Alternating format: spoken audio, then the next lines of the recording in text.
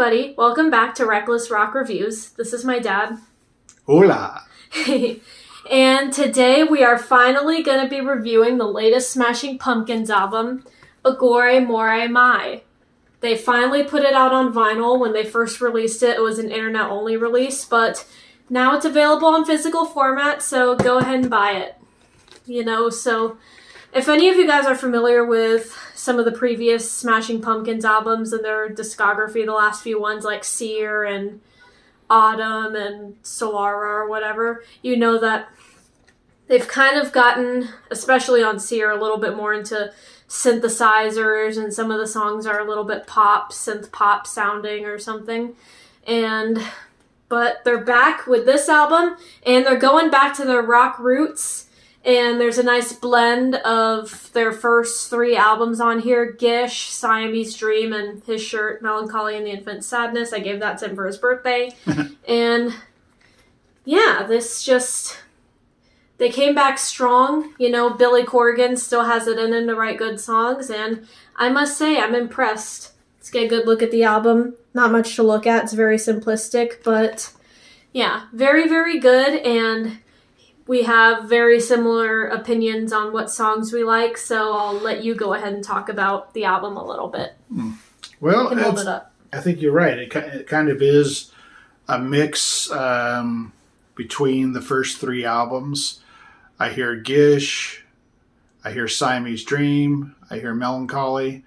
And that's a good thing, because, they kind of, after Adore, I think they just kind of drifted off, and we came back with Zeitgeist, which was a good album, I think, but never really measured up, in my opinion, to the first three. This album, I think, is, from what I've heard so far, I've heard the whole thing, but I haven't let it grow on me, really. I'd say it's better than Zeitgeist. So if I were to rank it, I'd probably say it's my fourth favorite. But then again, I have to let it grow on me for a while, and it's always like that with the Pumpkins. I mean, I remember when I first heard them back in the early 90s. My brother gave me Gish, and I was listening to it, and I couldn't get past Billy's voice. It was really difficult for me. I was just like, oh gosh, this guy sounds so weird. But being a drummer, Jimmy's drumming drew me in, and then I started getting into the guitar riffs and realizing, James and Billy are phenomenal, awesome guitarists, and of course Jimmy's drumming really kept me intrigued, and I learned a lot from him, actually, because I was in working bands back then, and played professionally from the time I was like 19 until I was in my early 30s, 32, 33, something like that. But Jimmy's drumming was a big influence on my drumming, and not that I'm anywhere near Jimmy's level, but I really liked his approach to drums, the nuance, the texture that he brought, and the heavy and the soft parts of the songs, and tribal rhythms, and some jazz overtones. I guess the nuance and the finesse. I think the right word is finesse. Just the way he approaches drumming is second to none. I still think he's like the best rock drummer out there, has been since he came onto the scene back in the late 80s. I think he's by far the best rock drummer out there. Anyway, to the album. The first song, they open the album with Eden. I think that song in particular harkens back to, I'd say Gish and Siamese, old Pumpkins. They go through, they have the heavy parts, and they have the mellow parts, and they have some cool bridges in there, and I just love what they do. It's like a journey listening to some of these songs, and those older songs, I really like that. Eden, the first song on the album. The other song that stood out to me was the second to the last song, Sakaris? I think it's Sakaris, Sakaris. Has some, it almost sounds like Metallica. I don't know, maybe that's why I like it. But it's Metallica mixed with Smashing Pumpkins and heavy, some heavy guitar riffs in there and some crunch. I always like the little crunch in there. Good songs, and the rest of the album is, I'd liken it to like a Zeitgeist, kind of a mix of some mellow stuff and some heavier stuff, but nothing super heavy. The two songs that I mentioned, Eden and what's the other one, Sakaris? Sakaris. Those two are probably the heaviest songs on the album, and I guess that's why I like them. I'm more into the heavier stuff, but me too. Anyway, and in my opinion, Eden is the best song on the album by far. Eden is.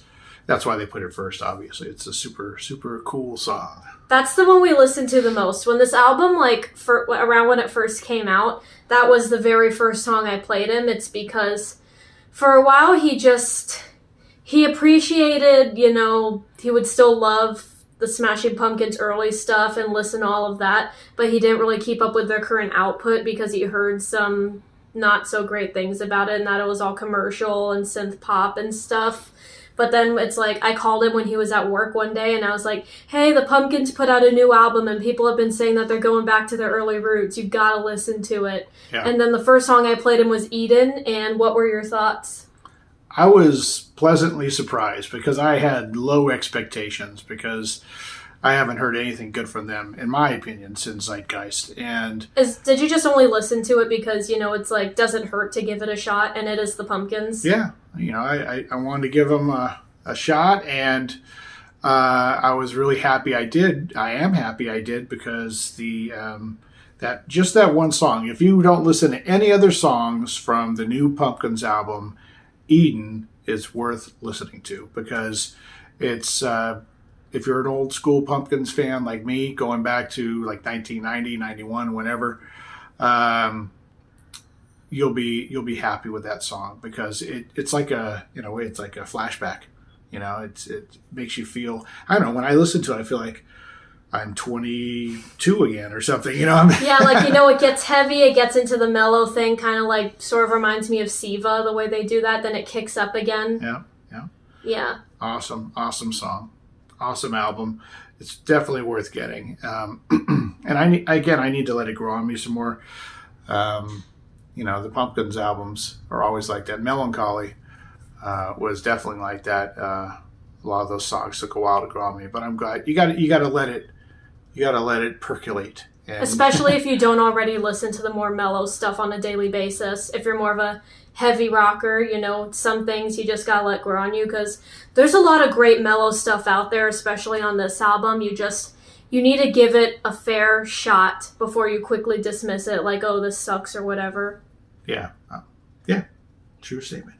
Yeah. And also, what was I gonna say? Never mind, I can't remember what I was gonna say. Forget it. Good album, get it.